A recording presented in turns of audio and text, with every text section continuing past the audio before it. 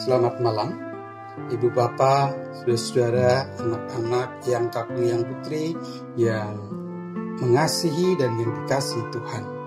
Selamat kembali berjumpa dengan saya Pendeta Hosea untuk bersama-sama kembali kita bersatu hati dalam doa bersama Jumat 16 Oktober 2020. Kita akan mendasarkan dalam terang firman-Nya yang kita akan beri judul Menyelami, menghayati, dan menyatakan kasih-Nya. Belajar dari pengalaman ahli Taurat dan orang Farisi. Mari kita bersaat teduh.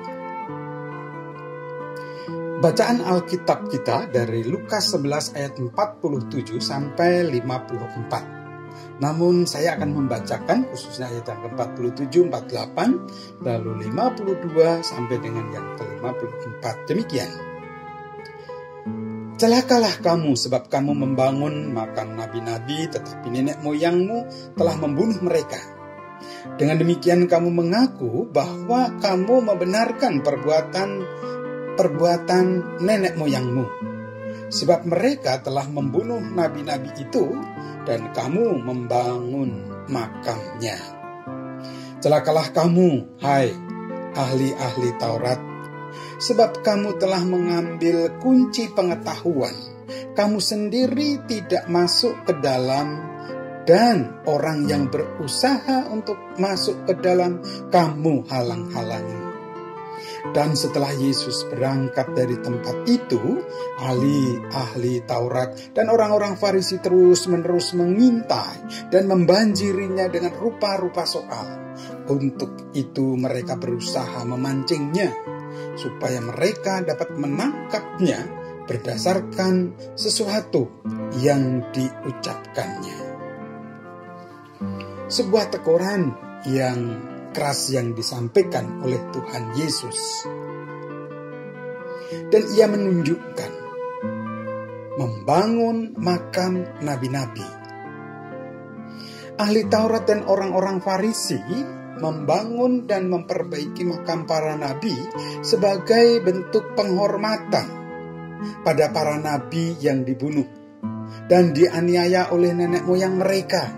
Sangkanya hal itu menunjukkan bahwa mereka, ahli Taurat dan orang Farisi, lebih baik dari nenek moyang mereka. Ternyata tidak, mereka tidak lebih baik, bahkan lebih buruk. Tuhan Yesus mengkritik pedas, tetapi mereka tidak mau tahu dan menguasai diri, tidak introspeksi dan berusaha memperbaiki. Mereka tidak belajar dan memperhatikan kesalahan yang telah dilakukan oleh leluhur mereka. Tuhan Yesus menegur mereka semakin keras, ayat 48-52. Karena Yesus Sang Mesias itu, telah membuktikan bahwa ia benar-benar diutus oleh Allah. Lukas pasal 7 ayat 1-17, 8 ayat 26-56 menyaksikan hal itu. Juga kitab Injil lainnya. Sebagaimana juga Petrus dan murid yang lainnya menyaksikan. Menjawab Yesus bahwa ia adalah Mesias dari Allah. Lukas 9 ayat 20. Akan tetapi tanggapan orang-orang Farisi dan ahli Taurat itu justru semakin parah dan kacau. Seperti disaksikan Lukas, mereka terus mengintai dan membanjirinya dengan rupa-rupa soal. Mereka berusaha memancingnya supaya mereka dapat menangkapnya berdasarkan sesuatu yang diucapkannya. Lukas 11 ayat 53-54. Niat mereka semakin jahat. Mereka memiliki pengetahuan sebagai ahli Taurat, kunci untuk masuk mendapatkan wahyu atau karunia Allah. Tetapi sikap dan perilaku mereka tidak masuk menyelami sabda Allah. Mereka tinggal di luar kasih karunia Allah dengan pemikirannya yang dangkal, egois, dan arogan. Mereka seperti kubur yang tidak ada tandanya, tidak memperlihatkan kebaikan yang menjadi teladan. Dan itu tidak menolong pula orang lain untuk mendapat pengertian yang benar. Mereka menjadi penghalang bagi orang lain yang mau datang pada kebenaran. Mereka sama sekali berlawanan dengan penghayatan dan kerinduan pemazmur yang menyelami perbuatan-perbuatan Allah serta rindu memberitakan kemuliaannya di antara bangsa-bangsa. Mazmur 96 ayat 1-9. Ibu, bapak, dan saudara, di tengah pandemi seperti saat ini, kadang kita mungkin juga terpancing berlaku seperti ahli Taurat. Namun, marilah kita sebaliknya, justru terus menyelami seperti pada saat ini, melalui terang firman-Nya, campur tangan serta kekuatan Tuhan dalam pandemi ini. Biarlah kita tetap berada dalam penghayatan akan firman-Nya dan kasih karunia-Nya. Kita terus menjadi saluran berkat-Nya dan jalan bagi orang lain untuk memuliakan-Nya dalam kebenaran. Tuhan memberkati. Amin. Marilah kita bersatu di dalam doa. Kita nyatakan syafaat kita dan mengawali dengan doa Bapa kami. Bapa kami yang ada di surga, dikuduskanlah nama-Mu. Datanglah kerajaan-Mu. Jadilah kehendak-Mu di bumi seperti di surga. Berikanlah kami pada hari ini makan kami yang secukupnya, dan ampunilah kami akan kesalahan kami, seperti kami juga mengampuni orang yang bersalah pada kami. Janganlah membawa kami dalam pencobaan, tapi lepaskanlah kami daripada yang jahat. Karena Engkaulah yang punya kerajaan, kuasa, dan kemuliaan sampai selama-lamanya. Amin. Ya Allah, puji dan syukur kami panjatkan kehadirat-Mu. Engkau senantiasa membimbing kami. Engkau tidak membiarkan kami dalam kesesatan. Sabda-Mu penuh keperkasaan, menjadi tangan Tuhan yang memegang dan memeluk erat kami, memberi kekuatan. Terlebih dalam kami menghadapi pandemi ini, Engkau tidak membiarkan kami kehilangan pengharapan. Bahkan Tuhan senantiasa menopang dalam mengelola masalah dan pergumulan dalam terang kasih dan firman Tuhan. Topanglah kami dalam menyambut dan menanggapi semua itu dengan makin setia dan rendah hati. Di dalam pimpinan dan kuat kuasa Roh Kudus, mampukan kami juga senantiasa menguasai diri dan mengelola emosi serta melawan arogansi. Apalagi merasa diri lebih suci dan paling mengerti. Dalam pengasihan-Mu kami mohon. Tuhan, dengar dan kabulkanlah doa kami. Ya Tuhan, mampukanlah kami menjadi pelaku firman-Mu dalam pelayanan. Berlaku adil menyatakan kasih Tuhan. Biarlah dengan begitu kami selaku gereja-Mu boleh menjadi saluran berkat Tuhan, menyaksikan kebenaran bagi banyak orang, serta menolong mereka masuk serta menyelami kuasa kasih dan keagungan Tuhan.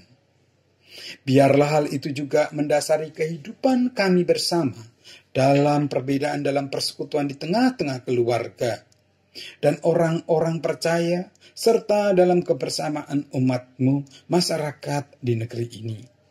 Kebersamaan yang syarat dengan berbagai perbedaan, permasalahan, serta kepentingan.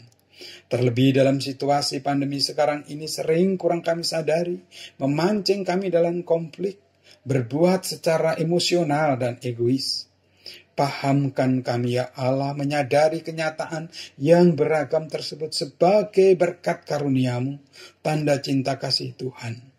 Biarlah kami terus bertumbuh dalam menyatakan cinta kasih-Mu dengan terus belajar di tengah keberagaman dan pergumulan ini, menjadi pelaku firman Tuhan, membangun kebersamaan, menghadirkan damai sejahtera. Dalam pengasihan-Mu kami mohon. Tuhan, dengarkan dan kabulkanlah doa kami. Kepada-Mu ya Allah kami berdoa dan mohon berkat Tuhan untuk saudara-saudara kami yang kecewa karena situasi politik dan berlaku semaunya sendiri. upaya pemerintah membuat kebijakan dalam rangka menghadirkan keadilan dan kesejahteraan rakyat Indonesia terkait dengan penetapan undang-undang Omnibus Law.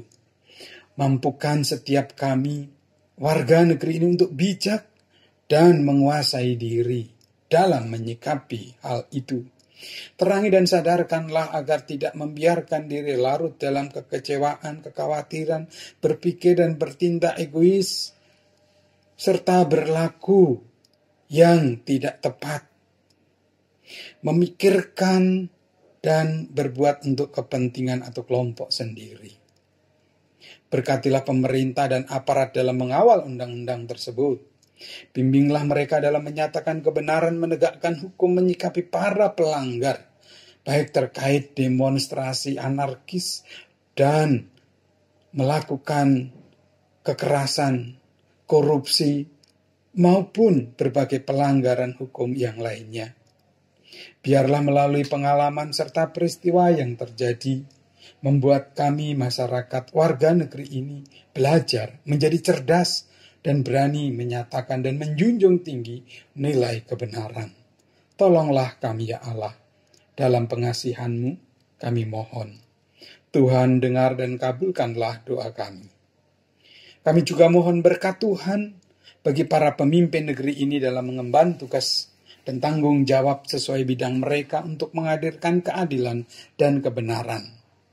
Tuhan tuntun dan kuasailah mereka dengan Roh-Mu yang kudus, agar mampu melakukan tugas-tugas mereka dengan baik bagi kesejahteraan masyarakat Indonesia. Terlebih dalam menangani pandemi COVID-19 ini berikut dampak-dampaknya. Berkatilah pemerintah bersama Komite Gugus Tugas Kementerian Kesehatan, para ahli tenaga medis, serta relawan kesehatan bersama masyarakat dalam menyikapi dan menangani pandemi ini. Pihak-pihak yang hendak memanfaatkan situasi yang kurang baik ini dan berbuat tidak bijak, bahkan tidak berperi kemanusiaan, Tuhan berkenan meluruskannya. Biarlah dengan begitu, melalui pandemi ini kami semakin diperkaya untuk melakukan apa yang baik dan benar di hadapan Allah. Dalam pengasihan-Mu kami mohon. Tuhan, dengar dan kabulkanlah doa kami. Amin. Demikianlah doa bersama kita, Ibu Bapa, Eyang Kakung, Yang Putri, saudara-saudara, anak-anak, serta cucu-cucu yang dikasih dan yang mengasihi Tuhan. Teruslah menyelami dan menghayati kasih-Nya. Selamat malam, selamat beristirahat. Tuhan memberkati.